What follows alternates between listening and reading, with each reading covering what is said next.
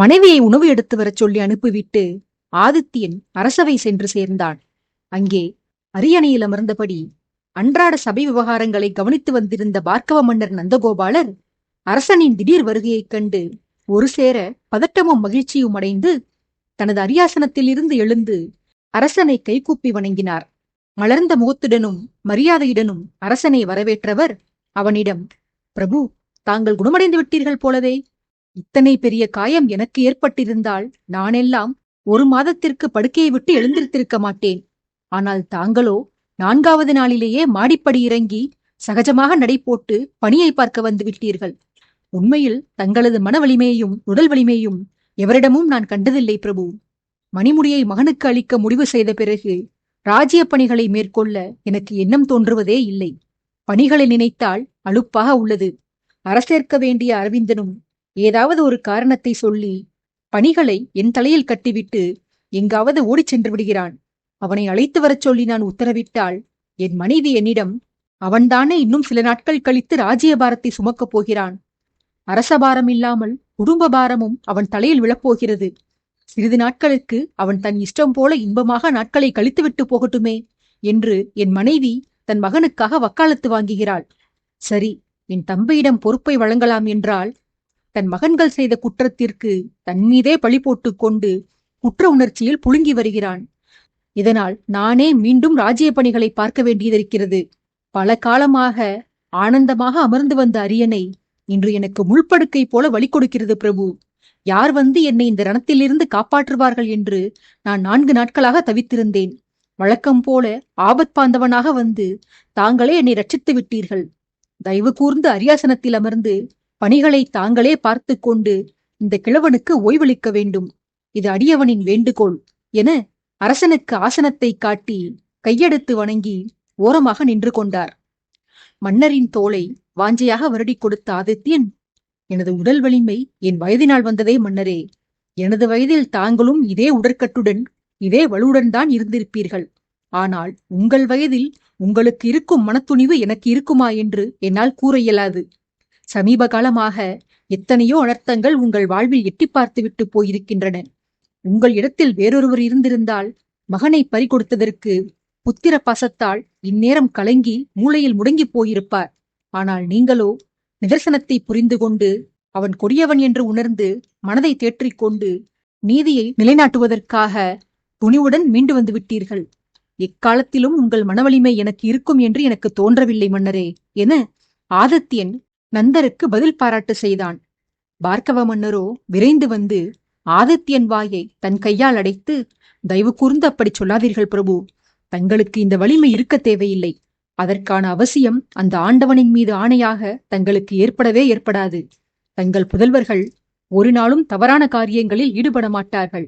அவர்கள் தந்தையைப் போல தாத்தாமார்களைப் போல நீதி வலுவாதவர்களாக வாழ்ந்து வருவார்கள். ஆதலால் கருணை கூர்ந்து என்னுடன் தங்களை ஒப்பிட வேண்டாம். அயோக்கியனை பிள்ளையாகப் பெற்று அவனை இழந்ததற்கு நான் அழுது வடிக்க வேறு வேண்டுமா?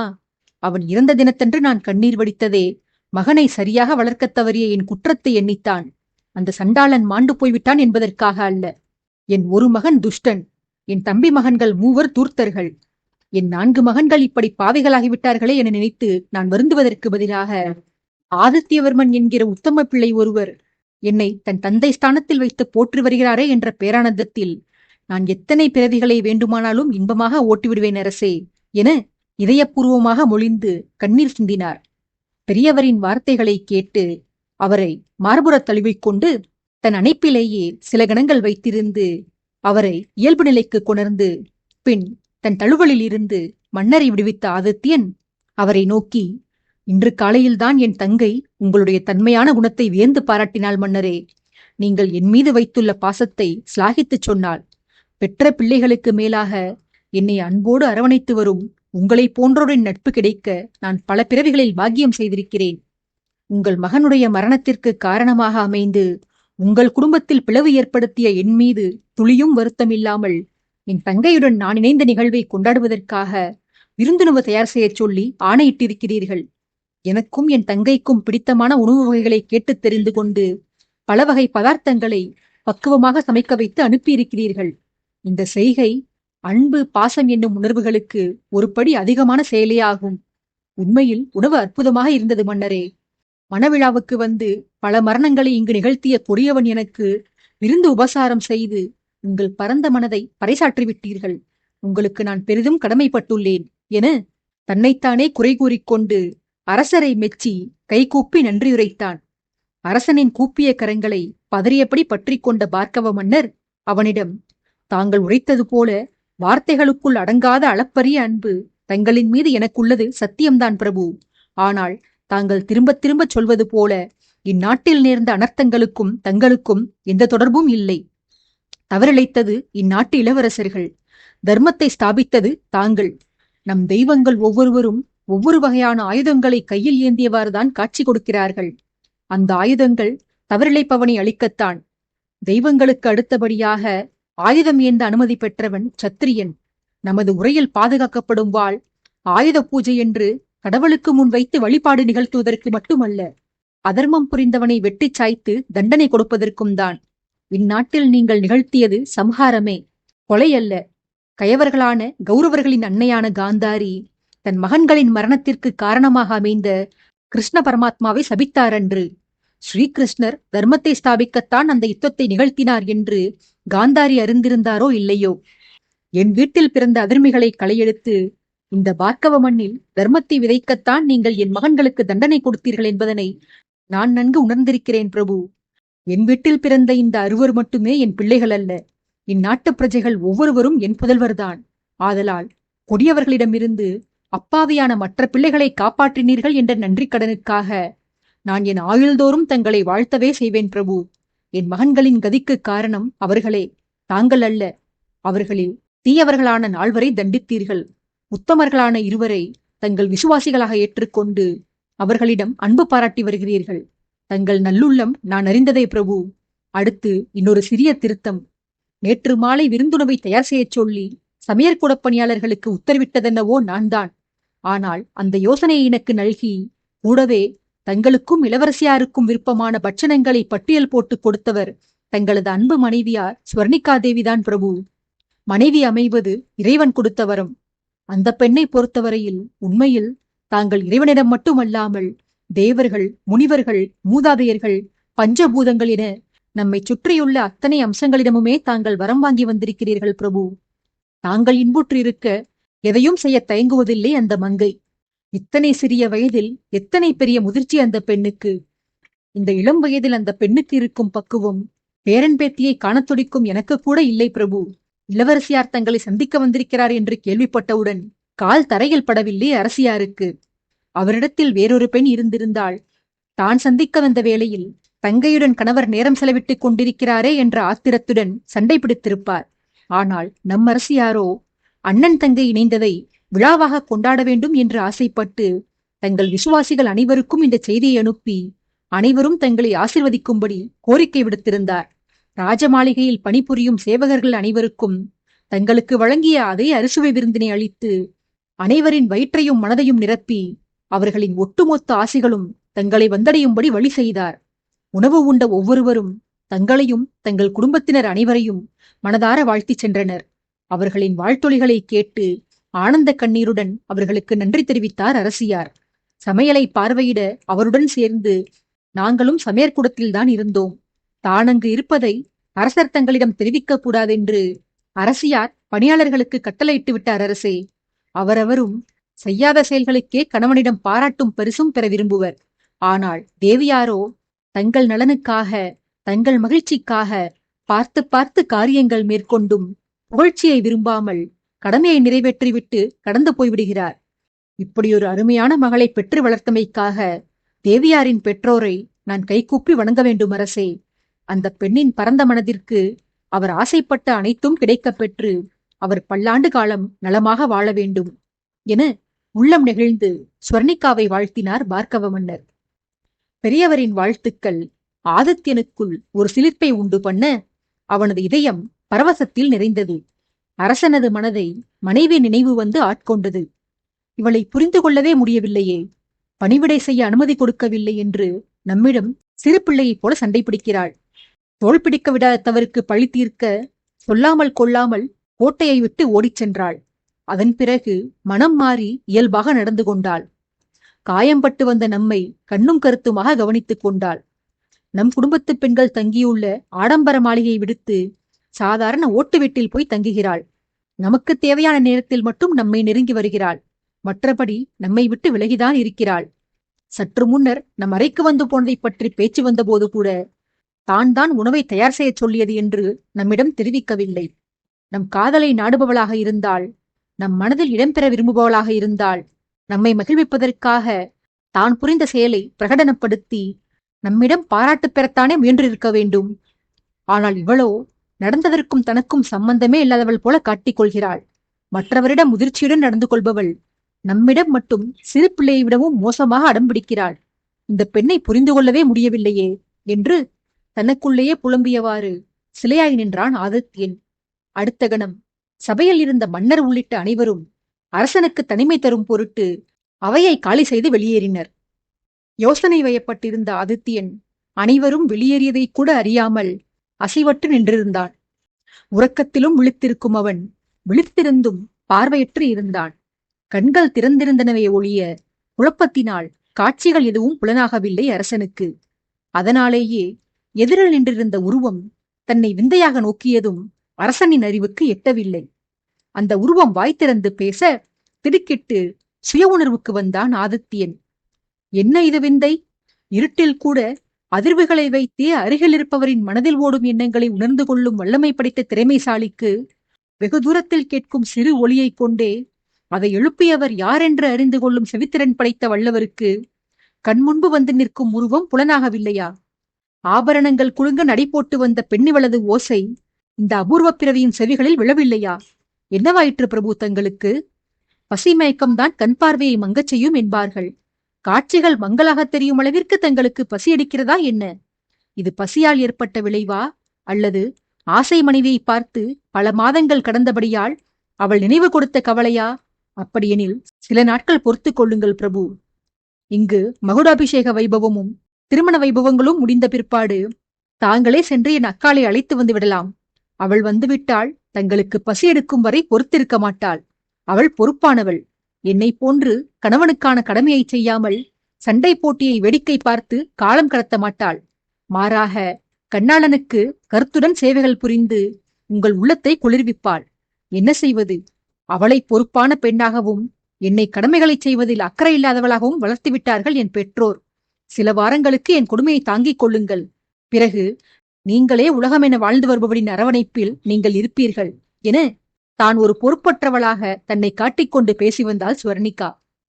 பேசியவளை ஆதித்யன் தீர்க்கமாக பார்த்து, உன்னை நீ அலட்சியமானவள் போல காட்டிக்கொள்ள மிகவும் சிரமப்படுகிறாய் ஸ்வர்ணிகா. உனக்கு ஏன் இந்த கஷ்டம்? பிறப்பிலேயே நீ பொறுப்பானவள். நாட்டுப்பணியிலும் சரி, வீட்டுப்பணியிலும் சரி, நீயாகவே கடமையை ஏற்றுக்கொண்டு பிறருக்கு அக்கறையோடு சேவையாற்றி வருகிறாய். இருந்தும் பாராட்டோ புகழ்மொழிகளோ கிடைத்துவிடக்கூடாது என உன்னை கவனக்குறை உள்ளவளாக காட்டிக்கொள்கிறாய். ஏன் இந்த வேடம்? நீ என்னிடம் மறைத்தால் விவரம் எனக்கு தெரிய வராது என்று எண்ணிவிட்டாயா? உன் அன்பை உள்ளது போல வெளிப்படுத்துவதில் உனக்கு ஏன் ஸ்வர்ணிகா தயக்கம்? அனைவரது நலனையும் அக்கறையோடு கவனித்துக் கொள்கிறாய். ஆனால் கடமைகளை புரிந்துவிட்டு சம்பந்தமே இல்லாதவள் போல விலகி நின்று கொள்கிறாய். நேற்று மாலை விருந்துணவு தயார் செய்ய சொல்லி பார்க்கவ மன்னருக்கு யோசனை வழங்கியவள் நீதானே. இது எனக்கு தெரியக்கூடாது என்று நீ எண்ணியிருக்கிறாய். ஏனம்மா? என்னிடம் பாராட்டு பெறுவதில் உனக்கு விருப்பம் இல்லையா, அல்லது என் பாராட்டுக்கள் உனக்கு தேவையில்லை என்று கருதுகிறாயா எனக் கேட்டான் மனைவியை புரிந்து கொள்ள முடியாதவனாய். குழப்பத்துடன் கேள்வி எழுப்பிய கணவனுக்கு அவதையுடன் பதிலளித்தாள் ஸ்வர்ணிகா. நான் ஏன் உங்களுக்காக விருந்துணவு தயார் செய்ய வேண்டும்? எனக்கு வகை வகையாய் சாப்பிட வேண்டும் என்று ஆசை தோன்றியது. ஆதலால் பட்டியல் போட்டு கொடுத்து பலதரப்பட்ட பட்சணங்களை செய்யச் சொல்லி கேட்டுக்கொண்டேன். நெல்லுக்கு இறைத்த நீர் புல்லுக்கும் பொசிவது போல நான் விரும்பி தயார் செய்ய சொன்ன உணவுகள் உங்களையும் வந்து சேர்ந்திருக்கிறது என்று கணவனுக்கு பொய்யான விளக்கம் கொடுத்து வந்தவள் பின்பு ரகசியம் பேசுபவள் போல அவனை நெருங்கி தன் உயரத்திற்கு இணையாக கணவனை குனியச் செய்து, நான் தான் சமைக்கச் சொன்னேன் என்று தெரிந்துவிட்டால் இந்த சிறு பெண்ணுக்கு உணவில் இத்தனை நாட்டமா? இவள் எவ்வாறு இவ்வளவு உணவை சாப்பிடுகிறாள்? இவளுக்கு எப்படி ஜீரணமாகிறது என்றெல்லாம் பலரும் என் மீது கண் போடக்கூடும். இன்னும் சில துஷ்டர்கள் ஒரு படி மேலே போய் என் சக்கரவர்த்தியின் செல்வங்களை இவள் உணவுண்டே கரைத்து விடுவாள் போலவே என என்னை வசைப்பாடவும் கூடும். அதற்காகத்தான் உணவை தயார் செய்யச் சொன்னது நான் தான் என எவருக்கும் தெரிவிக்க கூடாது என்று பணியாளர்களுக்கு உத்தரவிட்டேன் என்று உண்மையாக பேசுபவள் போலவே விழிகளை உருட்டி முகத்தில் அபிநயம் பிடித்து கணவனின் காதோரமாக பேசி வந்தாள்.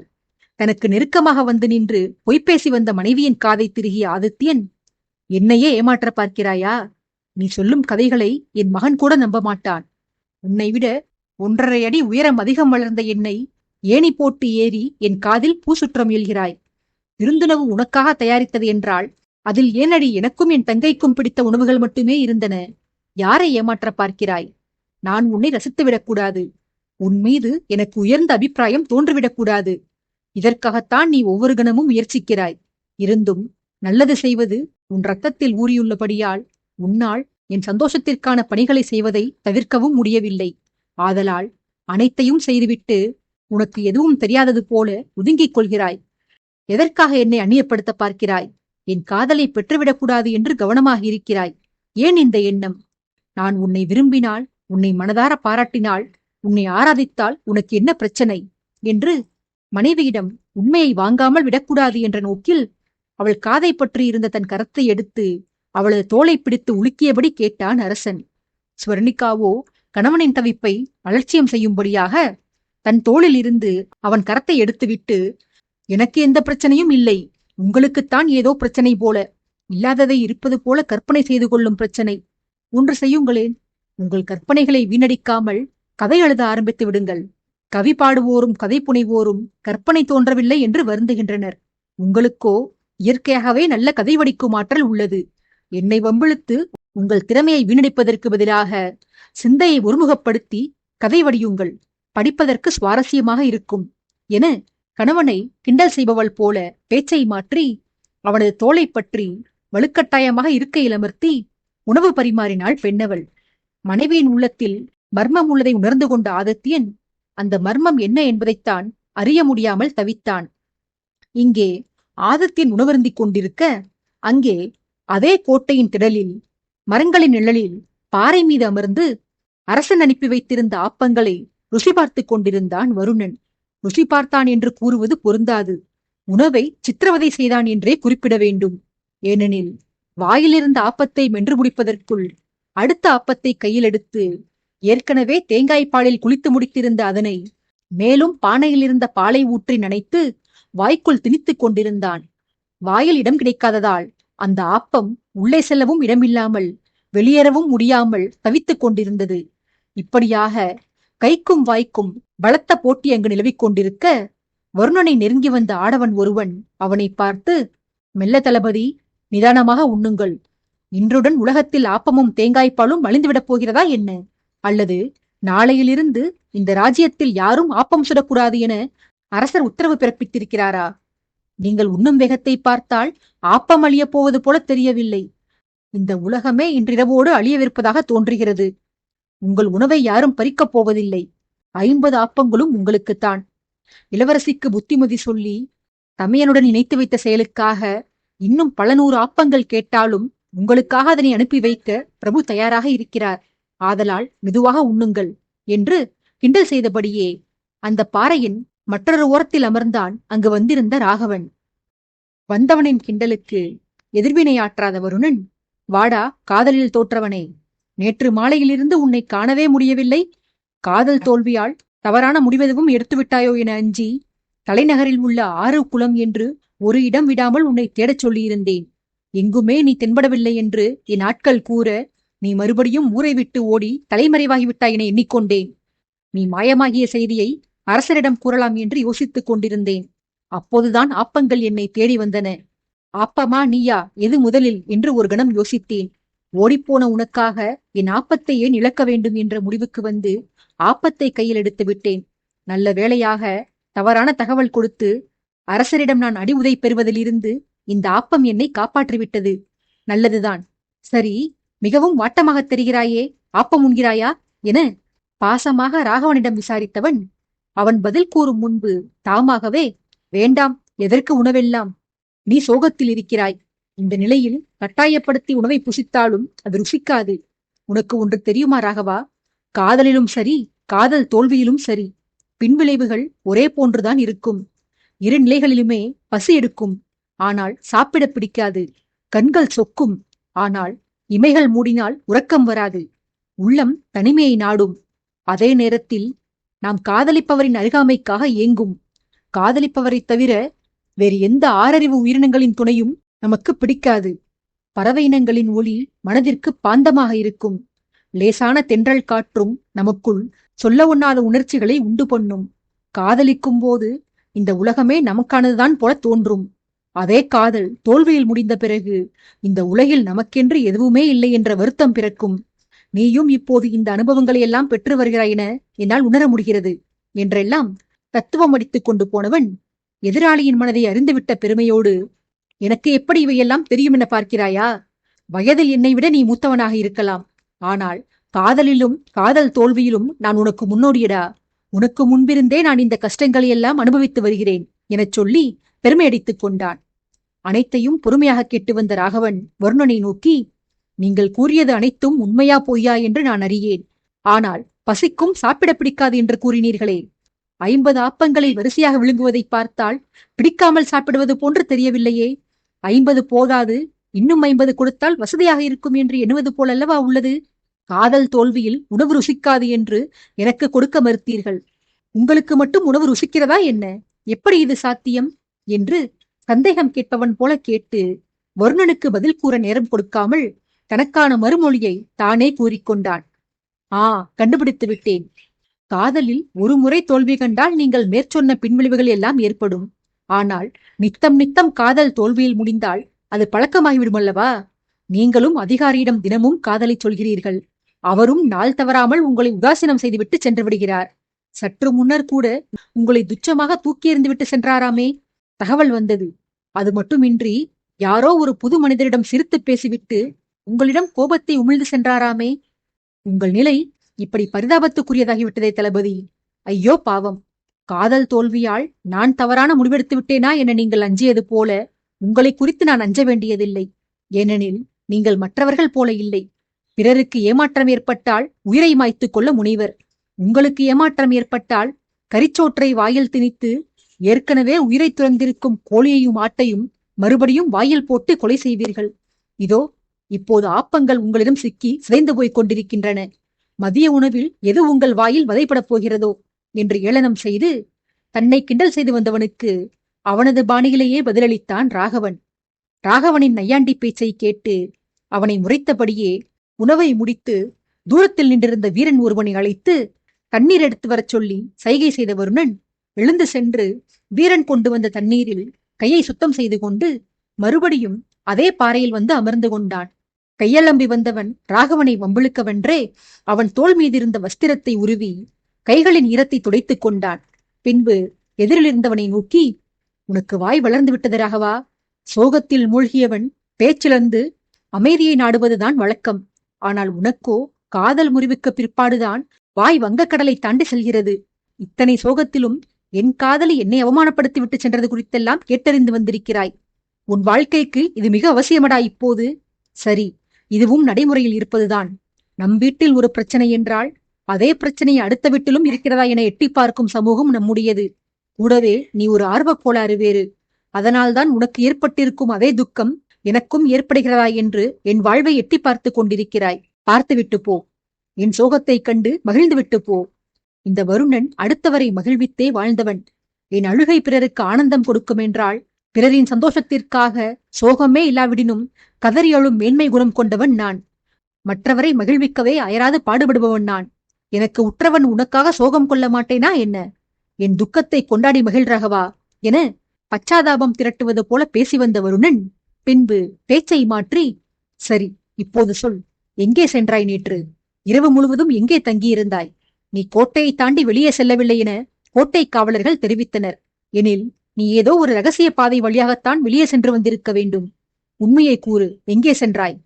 மது அருந்தி துக்கத்தை போக்கிக் கொள்ளத்தானே சென்றிருந்தாய். இரவுக்கிரவே கோட்டைக்குள் திரும்பினால் அரசரிடம் கையும் களவுமாக பிடிபட வேண்டியதிருக்கும் என்ற அச்சத்தில் இரவு முழுவதும் எங்கோ திரிந்துவிட்டு மதுவாடை முற்றிலும் அகன்ற பின்பாக தெளிவாக திரும்பி வந்திருக்கிறாய். உங்களையெல்லாம் பார்த்தால் எனக்கு பொறாமையாக உள்ளதடா. நீங்கள் அனைவரும் உங்கள் இஷ்டம் போல வாழ்வை அனுபவிக்கிறீர்கள். துக்கத்தை கூட விரும்பிய வழியில் கொண்டாடுகிறீர்கள். நானெல்லாம் என் சந்தோஷத்தை கூட என் விருப்பம் போல அனுபவிக்க முடிவதில்லை. நான் வீட்டிற்குள் இருந்தாலே என்னை கண்காணிக்க அரசர் ஆளமர்த்தி சோதிக்கிறார். எதிரியான பின்பும் என் இன்பங்களை தேடித் தேடி அழிக்கிறார். எப்படியடா ரகசியமாக உன்னால் மட்டும் தப்பிச் சென்று வர முடிகிறது? எனக்கும் அந்த வித்தையை கற்றுக்கொடேன். அல்லது என்னையும் இன்றிரவு உன்னுடன் அழைத்துச் செல்லேன். என் நிலைமையைப் பார். வசுமித்ரா என் தாய்நாடு. இந்த பார்க்கவம் நான் பலமுறை வந்து போன நாடு. இங்குள்ள ரகசிய வழிகள் அனைத்தும் எனக்கு அத்துப்படி. இருந்தும் என் நாட்டில் நான் ரகசியமாகச் செல்ல வேற்று தேசத்துக்காரன் உன் உதவியை நாட வேண்டியிருக்கிறது என அங்கலாய்த்துக் கொண்டான். ராகவன் மர்மமாக சிரித்து, இப்படி பாசமாக விசாரிப்பது உண்மையில் உங்களையும் அழைத்துச் செல்ல வேண்டும் என்ற ஆசையிலா, அல்லது என் தந்திரத்தை அறிந்து கொண்டு அதை அரசரிடம் கோள் மூட்டி நற்பெயர் வாங்க வேண்டும் என்ற நோக்கிலா? எப்படியோ இருந்துவிட்டு போகட்டும் தளபதி. நிதர்சனத்தில் நான் கோட்டையை விட்டு வெளியே எங்கும் செல்லவில்லை. நேற்று காலை இந்த கோட்டைக்குள் அழைத்து வரப்பட்டதிலிருந்து நான் இங்குதான் இருக்கிறேன். இன்னொரு உண்மை, நான் தீய பழக்கங்களை துறந்து பல காலமாகின்றது. என்றைக்கு சக்கரவர்த்தி ஆதித்யவர்மரின் வரலாற்றை கேட்டு அவரது அபிமானியானேனோ அன்றிலிருந்தே அவருக்கு பிடிக்காத செயல்களை, அவர் அறவே வெறுக்கும் பழக்கங்களை நானும் துறந்துவிட்டேன் தளபதி. சக்கரவர்த்தி தான் என் கதாநாயகர். அவரை பின்பற்றுவதுதான் என் வாழ்வின் லட்சியம். என்னை கோட்டை முழுவதும் தேடியதாக கூறினீர்களே, நீங்கள் தங்கியிருக்கும் சைலன் மாளிகையை சோதனையிட்டீர்களா? துக்கத்தில் துவண்டு போயிருந்த நான் தங்குவதற்கு இடம் தேடி மாலையிலிருந்து கோட்டைக்குள் சுற்றித் திரிந்தேன். வீரர்கள் தங்கியிருக்கும் சத்திரத்திற்கு சென்று படுத்துறங்கலாம் என்று எண்ணம் கொண்டேன். அங்கே கூட்டம் அதிகமாக இருந்தது. நான் எதிர்பார்த்த சூழல் அங்கு நிலவவில்லை. எல்லோர் கண்களும் என்னையே கண்காணிப்பது போல, எல்லோர் நாவுகளும் என்னை குறித்தே புரணி பேசுவது போல எனக்கு பிரமை ஏற்பட்டது. அதனால் அங்கிருந்து கிளம்பி கால் போன போக்கில் சுற்றித் திரிந்தேன். அப்போதுதான் தூரத்தே சைலன் மாளிகை கண்ணில் பட்டது. துர்மரணமடைந்த அவனுடைய ஆவி அங்கே சுற்றித் திரிவதாகவும், அந்த ஆவியை விட மோசமான பாவி தாங்கள் அங்கே தங்கியிருப்பதாலும் எவரும் அந்த மாளிகையின் பக்கம் வருவதில்லை என்று உணர்ந்து கொண்ட நான், என் தனிமைக்கு உகந்த இடம் அம்மாளிகைதான் என உணர்ந்து அங்கு வந்து தஞ்சம் புகுந்தேன். அரசரிடம் கரிச்சோறு கிடைப்பதில்லை என்று பொய் சொல்லி புலம்பிவிட்டு சட்டி சட்டியாய் கறி அள்ளி போட்டு இரவு உணவு முடித்த நீங்கள், உண்ட அசதியில் எழுப்பும் குரட்டை சத்தம் என்னை தொந்தரவு செய்யக்கூடாது என்று நான் முதல் தளத்தில் சென்று தங்கிக் கொண்டேன். அப்போதும் வீரர்கள் சிலரிடம் யாரையோ தேடச் சொல்லி மாளிகைக்கு வெளியே நீங்கள் உத்தரவிட்டது என் செவியில் விழுந்தது. தேடப்படும் மனிதன் நானாக இருப்பேன் என நான் எண்ணி பார்க்கவே இல்லை தளபதி. தேடலையும் மாற்றத்தையும் உன்னிலிருந்து துவங்கு என தத்துவ ஞானிகள் உரைத்திருப்பது எத்தனை உண்மை பார்த்தீர்களா? உங்களுக்கு அருகிலேயே வைத்துக் கொண்டு என்னை எங்கெங்கோ தேடியிருக்கிறீர்கள் என்று தத்துவம் பேசி வருணன் மீது பொய்யிரக்கம் காட்டினான் ராகவன். ராகவனிடமிருந்து பருத்திருந்த வஸ்திரத்தை கொண்டு அவனையே அடித்து, வீணாக தேடி அலைய விட்டதும் இல்லாமல் தத்துவம் வேறு பேசுகிறாயா? உன் அரசரின் வழிமுறையை பின்பற்ற விரும்புகிறாய் என்பதற்காக அவரைப் போலவே நீயும் என்னை தேடி அலைய விடுகிறாய். அவரை தேடியே என் பாதி ஆயுள் தீர்ந்து விட்டதடா. இதில் புதிதாக நீ வேறா? போதுமப்பா உன் சங்கார்த்தம் என வெறுப்பாக பேசுபவன் போல பாசாங்கு செய்துவிட்டு வஸ்திரத்தை ராகவனிடத்திலேயே எரிந்துவிட்டு சென்றான் வருணன். வேதாளம் விக்ரமாதித்யனை தொற்றிக் கொண்டு சென்றது போல ராகவனும் வருணனை பின்தொடர்ந்து சென்றான். அங்கே காலை உணவை முடித்திருந்த ஆதித்யன் விருந்தாளி இன்பவேந்தனை தான் சந்திக்க விரும்புவதாகவும், போதுமான அளவு ஓய்வெடுத்துவிட்டு தன்னை வந்து சந்திக்கும்படியும் பணியாளர்களிடம் செய்தி சொல்லி அனுப்பியிருந்தான். விருந்தினர் மாளிகையில் தங்க வைக்கப்பட்டிருந்த வேந்தனுக்கு இந்த தகவல் தெரிவிக்கப்பட, எடுத்துக்கொண்டிருந்த உணவை துரிதகதியில் முடித்துவிட்டு ஓய்வாவது உறக்கமாவது என அசதியை அப்பால் அனுப்பிவிட்டு அடித்து பிடித்து அரசவை வந்து சேர்ந்தான். வேந்தன் எப்படியும் ஓய்வை முடித்துவிட்டுதான் வருவான் என்று எதிர்பார்த்திருந்த ஆதித்யன், பார்க்கவ மன்னர் சகோதரர்கள் அரவிந்தன், பொழுது போகாமல் அவையில் வந்து அமர்ந்திருந்த பிரதாபன் உட்பட இன்னும் சிலருடன் ஆலோசனையில் ஈடுபட்டிருந்தான். செய்தி அனுப்பிய சில கணங்களில் தன்னிடத்தே விரைந்து வந்திருந்த இன்பவேந்தனை புன்சிரிப்போடு தலையசைத்து அவைக்குள் வரவேற்றான் அரசன்.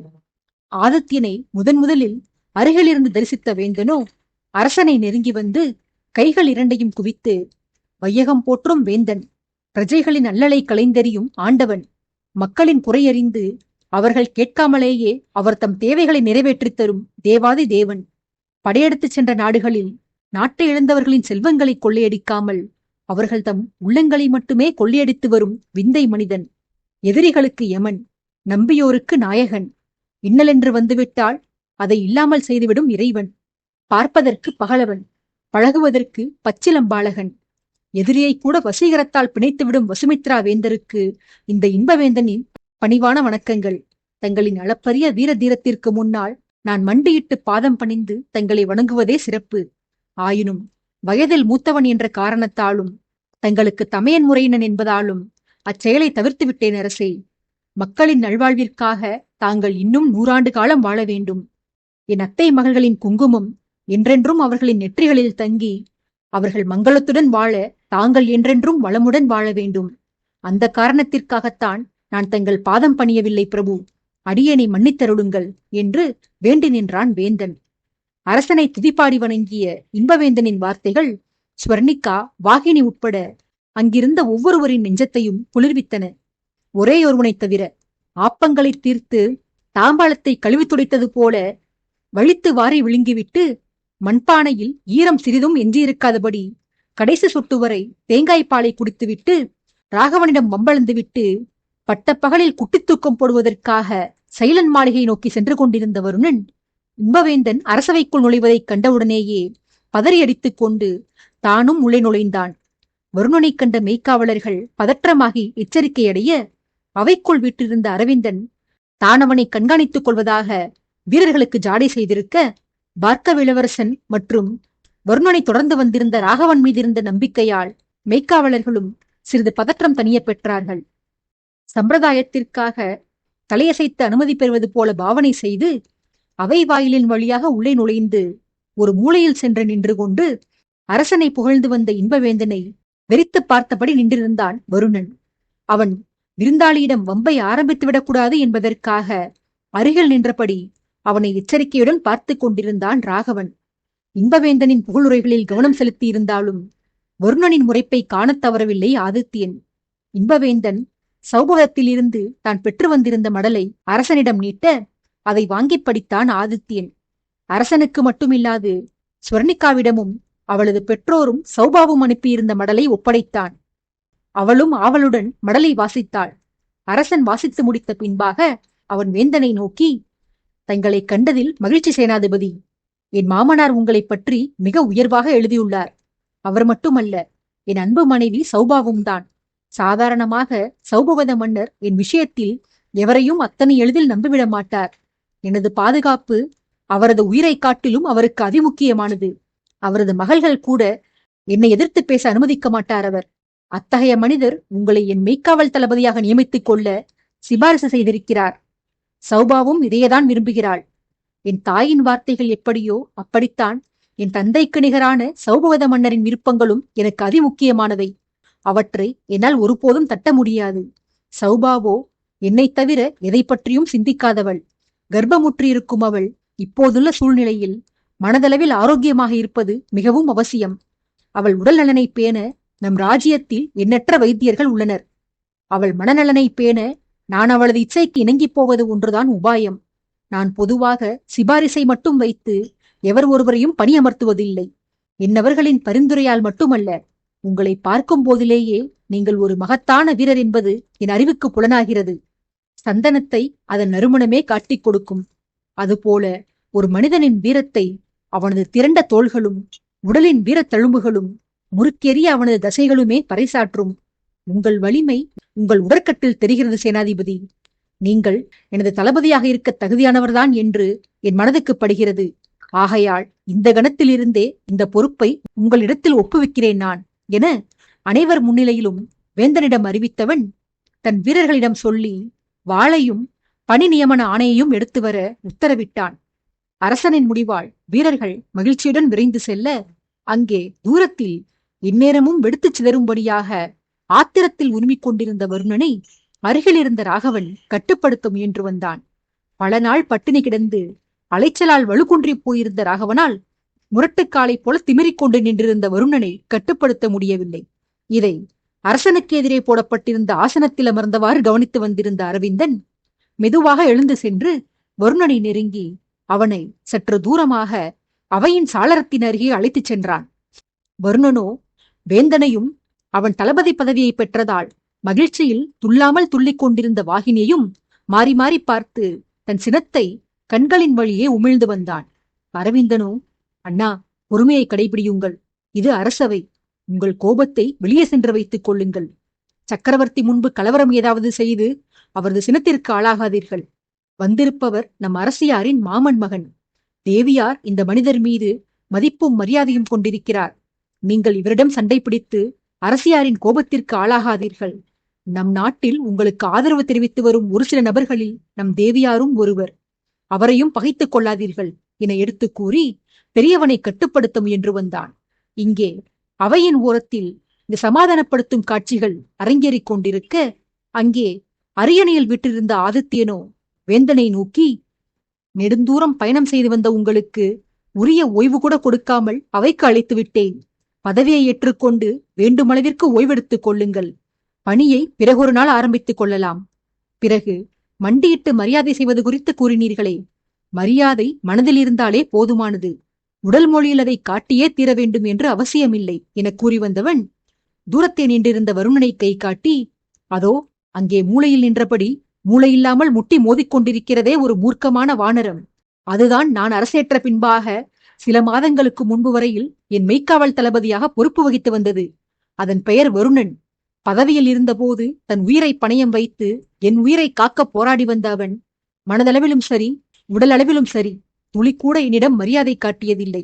வார்த்தைக்கு வார்த்தை எதிர்த்து பேசி எதிர்வாதம் செய்வான். சக்கரவர்த்தி என்னையே என் கைகளை பிணைத்து சிறைப்படுத்தி என் அதிகாரியை தூண்டிவிட்டு என் உத்தரவை மீறி நடக்கச் செய்வான். இத்தனை செய்தாலும் அவன் பணியான என் உயிரை காப்பாற்றும் பொறுப்பில் ஒரு நாளும் தவறு செய்ததில்லை அவன். ஆதலால் நீங்களும் மனதளவில் மட்டும் என்னிடம் மரியாதை கொண்டு கடமையில் கருத்தாக இருந்தாலே போதுமானது என வேந்தனுக்கு எடுத்து கூறினான். இதற்கு இன்பவேந்தனோ, அப்படியே ஆகட்டும் பிரபு. நான் தங்கள் மீது கொண்டுள்ள மரியாதை உங்களிடம் நான் வெளிப்படுத்தும் உடல் மொழியில் அல்ல, உங்களுக்கான என் கடமைகளை நிறைவேற்றுவதில் வெளிப்படுத்துவேன். மாமா நந்திவர்மரின் தேர்வு ஒரு நாளும் தவறாகாது என்று உலகிற்கு பறைசாற்றுவேன். என் உடல் காயங்களை வைத்து என் வீரத்தை மெச்சினீர்கள். தழும்புகள் அதிகமாக இருந்தால் வீரம் அதிகமாக இருக்கும் என்று அர்த்தமில்லை. இது தாங்களும் அறிந்ததே. என்னுடன் ஒப்பிடுகையில் தங்களுக்கு உடலில் தழும்புகள் குறைவுதான். ஆனால் வீர தீரத்தில் தங்களை நெருங்கக்கூட முடியாது என்னால். தங்களின் வாள் சுழலும் வேகத்திற்கு காற்று கூட இடையில் புக முடியாது என்று ஊரார் உங்களை வர்ணிப்பர். காற்றையே நெருங்க விடாதவர் எதிரியின் வாளையா உங்களை நெருங்க விட்டிருப்பீர்கள்? பகைவன் ஆயுதத்தை ஓங்கும் முன்பாக அவன் உடலிலிருந்து ஆவியை பிரித்து அவனுக்கு முக்தி அளித்திருப்பீர்கள். என் உடலில் உள்ள பெரும்பாலான தழும்புகள் பல வருடங்களுக்கு முன்பு நான் எதிரிகளிடம் சிக்கிக் கொண்ட போது ஏற்பட்டவை அரசே. ஆதலால் என் சண்டைத்தரத்தை நேரில் கண்டு என்னை பற்றிய ஒரு முடிவுக்கு வாருங்கள் பிரபு. என் வீரம் உண்மையில் உங்களை கவர்ந்ததென்றால் அப்போது தங்கள் பாராட்டை தெரிவியுங்கள். அகிலம் போற்றும் ஆதித்யவர்மரிடமே பாராட்டு பெற்றுவிட்டேன் என்ற மகிழ்ச்சியில் பெருமையுடன் மார்தட்டிக் கொள்வேன் நான் என்று பணிவும் வீரமும் ஒரு சேர கலந்து சொன்னான் வேந்தன். ஆதித்யனோ, அதற்கென்ன, உங்கள் வீரத்திற்கு சோதனை வைத்துவிட்டால் போகிறது. நீங்களும் வாகினியுடன் சமர் செய்ய விரும்பினீர்களாமே? வாகினி கூறினாள். அவள் வீரம் நான் அறிந்ததே. அவளுடன் பலப்பரட்சை செய்து உங்கள் தீரத்தை நிரூபியுங்களேன். என் நாட்டில் வீரர்களுக்கு பஞ்சமே இல்லை. இதே அவையில் அகிலன், அரவிந்தன், ராகவன், பிரதாபன் போன்ற பல வீரர்கள் நிறைந்திருக்கின்றனர். நீங்கள் வாகினியுடன் மோதினாலும் சரி, அல்லது இவர்களில் ஒருவரை தேர்ந்தெடுத்து அவருடன் மோதினாலும் சரி, உங்கள் பிரியம்தான் என்று தேர்வு செய்ய வாய்ப்பளித்தவன் வேண்டுமென்றே அங்கிருந்த வருணனின் பெயரை குறிப்பிடவில்லை. வேந்தனின் வரவும் அவனை வாகினி ரசித்து பார்ப்பதுமே வருணனுக்கு கோபத்தியை பெருகவிட்டிருந்தது எனில், போதாக்குறைக்கு அரசன் தன்னை வீரர்களின் பட்டியலில் குறிப்பிடாதது வேறு அவனுக்குள் ஆவேசத்தை அதிகப்படுத்தி இருந்தது. இத்தனை நேரமும் அரவிந்தன் மற்றும் ராகவனின் வற்புறுத்தலால் அமைதியை கடைபிடித்திருந்தவன் இதற்கு மேல் அமைதி காக்க முடியாமல் அரசனை நோக்கி, எனது வீரம் உங்களுக்கு மறந்துவிட்டதா, அல்லது வருணன் என்ற என்னையே நீங்கள் மறந்துவிட்டீர்களா அரசே? உங்கள் வாள் சுழன்ற வேகம் எதிரிகளின் தாக்குதலை தடுத்து நிறுத்தியிருந்தது உண்மைதான். ஆனால் தங்கள் மீது விழவிருந்த தாக்குதல்களை நான் என் நெஞ்சில் வாங்கிக் கொண்டபடியாலும் தான் உங்களுக்கு உடலில் காயங்கள் குறைவாக உள்ளன பிரபு. இதை விருந்தாளி அறியாமல் இருக்கலாம், ஆனால் தாங்கள் இதை மறக்கலாமா என்று நியாயம் கேட்டான். பல நாளிகைகளாக கட்டுப்படுத்த முடியாமல் கொந்தளித்து வந்திருந்த வருணனின் சீற்றத்தை மேலும் கிளறுவதற்காகவே ஆதித்யன் அவன் பெயரை குறிப்பிடாமல் விட்டிருந்தான். என்ன செய்தால் வருணனின் சினத்தை தூண்டிவிடலாம் என்று ஆதித்யன் நன்கு அறிவான். அதனாலேயே எரியும் நெருப்பில் எண்ணெய் ஊற்றுவது போல வாகினியுடன் சண்டை போட்டு நிகழ்த்தச் சொல்லி வேந்தனிடம் கூறியிருந்தான். அப்போதும் வருணன் வெடித்து சிதறாமல் இருக்கவே அடுத்த வெடியாக வருணனின் பெயரை குறிப்பிடாமல் புறக்கணிக்கும் காரியத்தை செய்தான். ஆதித்யன் எதிர்பார்த்திருந்ததற்கு மேலாக வெடி நன்றாகவே வேலை செய்தது. 4 நாட்களாக அறைக்குள்ளேயே இருந்து பொழுது போகாமல் தவித்து வந்திருந்த ஆதித்யன் தனக்கு காலில் காயத்தை கொடுத்து தன்னை சிறைவாசம் மேற்கொள்ளச் செய்திருந்த எதிரியை பழி தீர்க்க அஸ்திரம் வீசியிருந்தான். அந்த அஸ்திரம் அருமையாக தன் பணியை செய்தது.